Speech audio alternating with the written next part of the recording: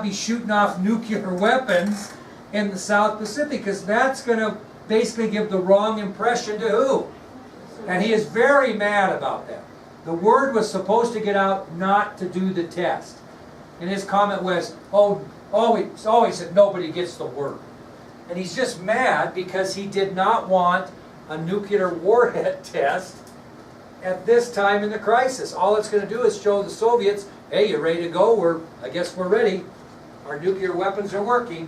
He did not like that. So that's how his day ended. Again, it was a routine test, but he was certain that that would be delayed because of the crisis. All right, that'll take us to Wednesday, October 24th. And according to historians, this was the most trying of all of the days. Most stressful of all of the days. Most stressful of all.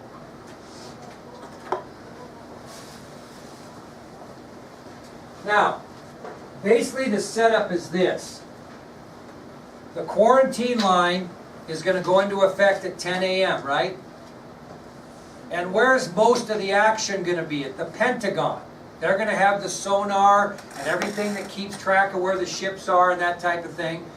And so Kennedy wants to make sure there's no miscommunication between the Pentagon and the Situation Room in the White House where XCOM is, because does he trust that the military might tell him everything? Maybe not. So who does he send to the Pentagon to stay on the line with him the whole time here? No, good guess, Secretary of Defense McNamara is going to be stationed at the Pentagon, and the rest, well actually John McCone's going to be there also. The CIA Director, John McCone, is going to be there also. And they're going to provide communication between Kennedy and the Pentagon. And most of the communication is going to be done by McNamara.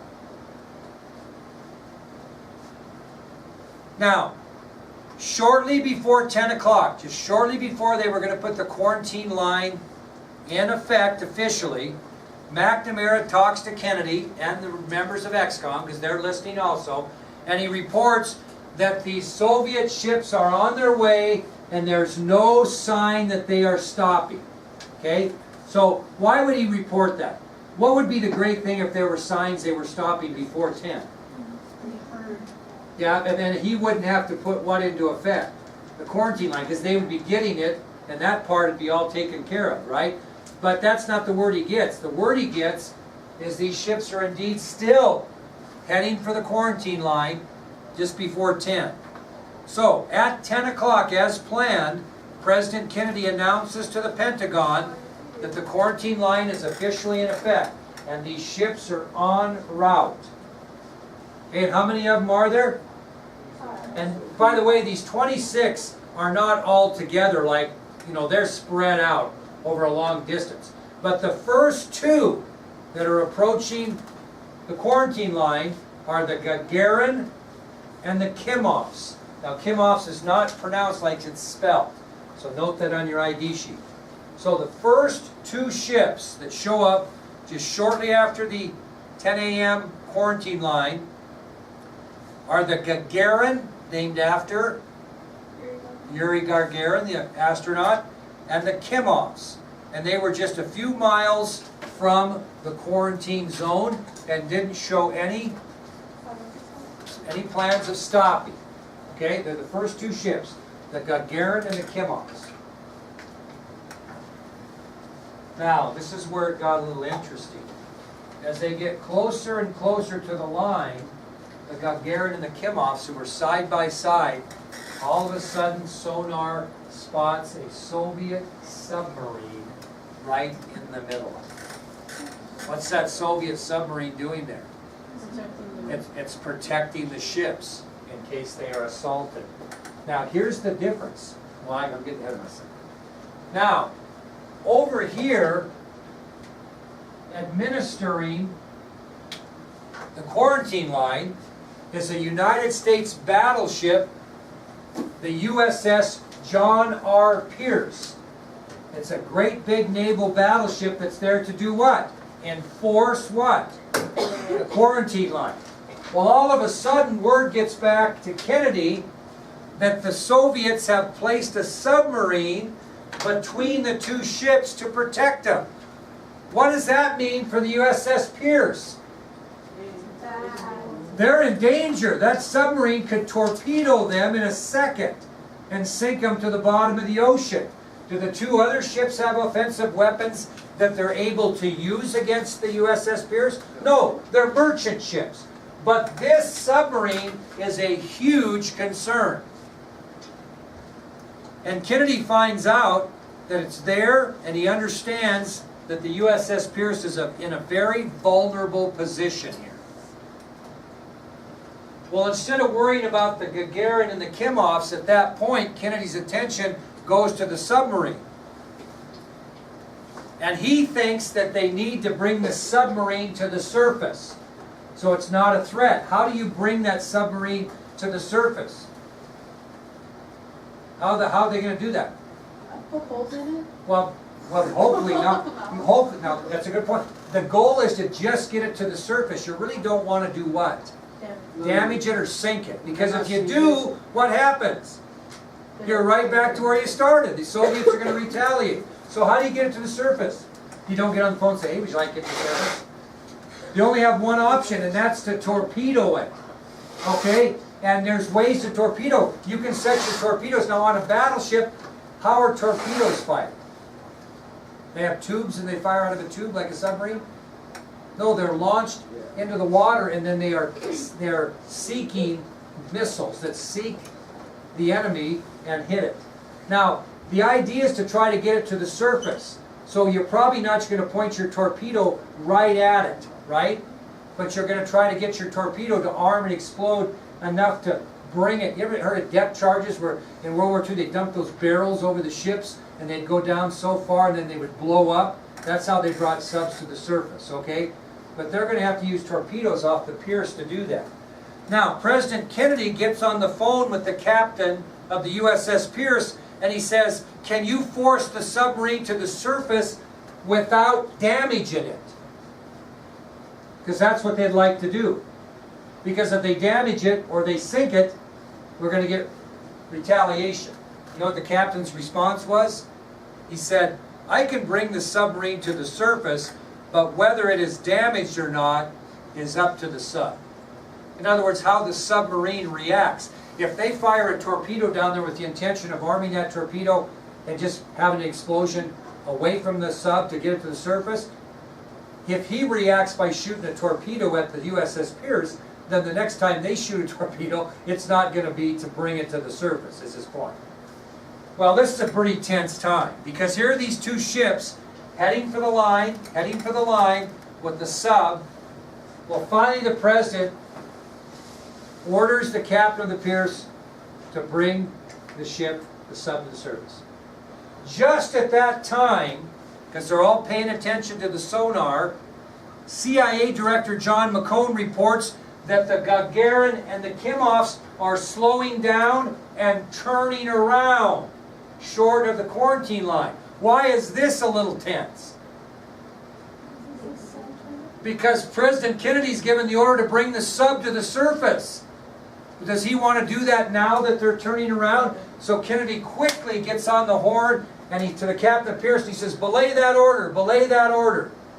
And luckily, he had not initiated the torpedo to bring the sub to the surface yet. And all is saved. Very, very tense time. So suddenly at 10:25 a.m., CIA Director John McCone reports to the committee that the two ships had stopped short of the line and were turning around.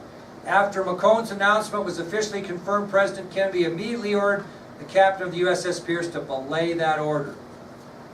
Now, it was later revealed, that Soviet submarine had 20 torpedoes on it, including one nuclear torpedo. So they meant business.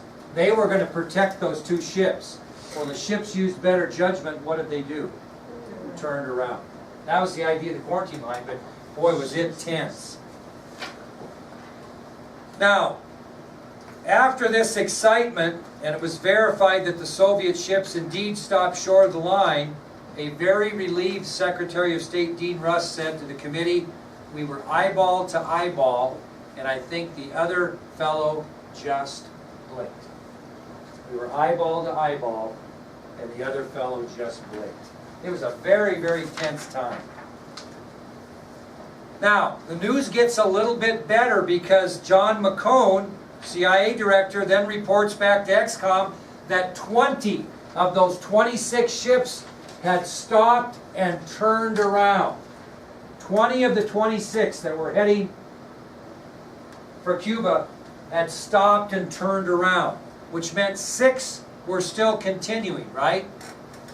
That became a concern, and they looked to Secretary of Defense McNamara on council. What do we do about these 6 ships that are still coming towards Cuba? 20 of them have turned around. What are we going to do with the 6?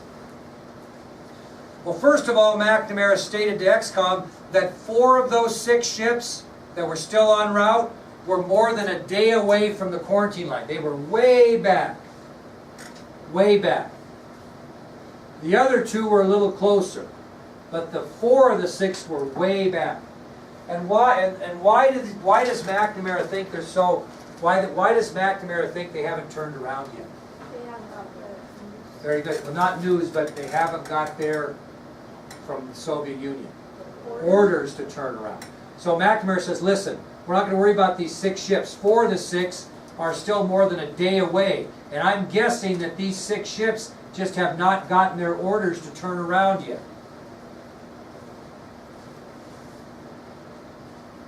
And he basically stated the ones that we thought had nuclear weapons have already turned around. So he's insinuating or assuming that these 6 ships are actually what?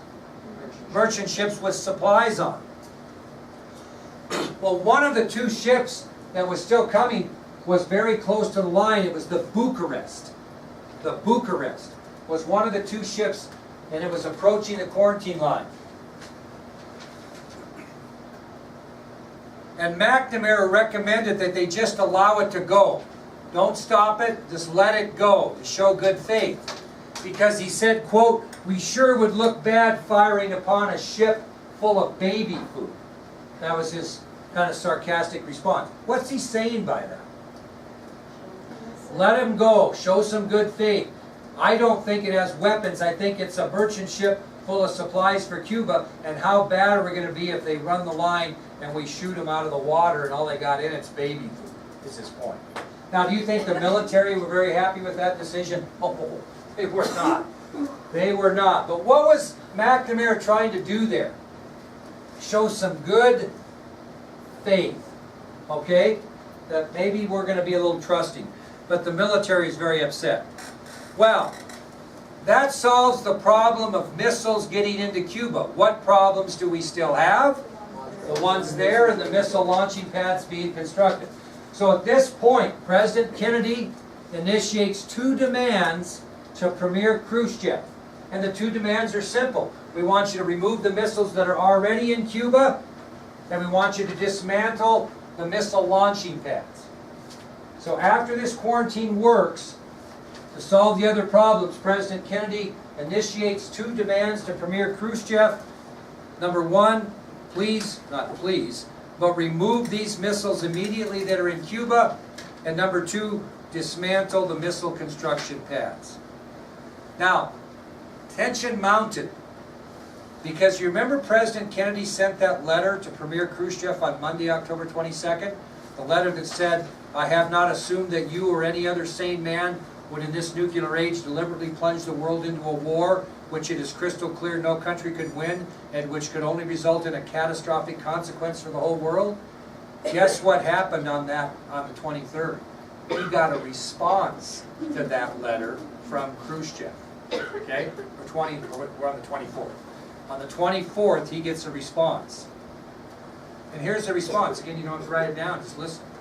Khrushchev says in his response, you, Mr. President, are not declaring a quarantine, but rather are setting forth an ultimatum and threatening that if we do not give in to your demands, you will use force. Consider what you are saying. You are no longer appealing to reason, but wish to intimidate us. That was the response he got from Khrushchev.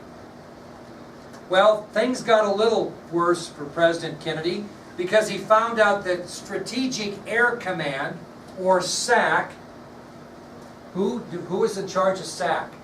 If you caught it on the movie, they mentioned the philosophy of SAC, the mission of SAC, Strategic Air Command, LeMay. Okay?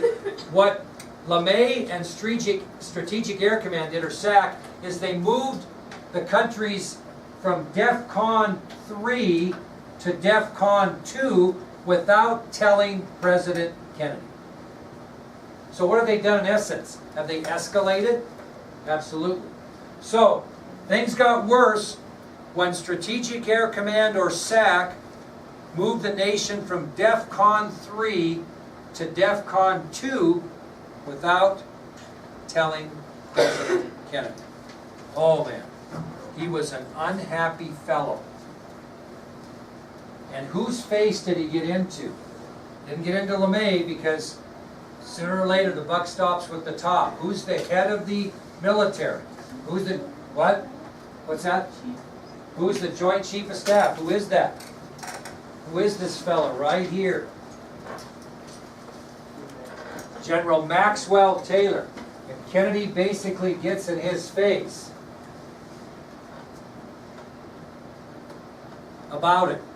Now, General Taylor very respectfully informed President Kennedy that SAC actually had the authority to move to DEFCON 2 without telling him.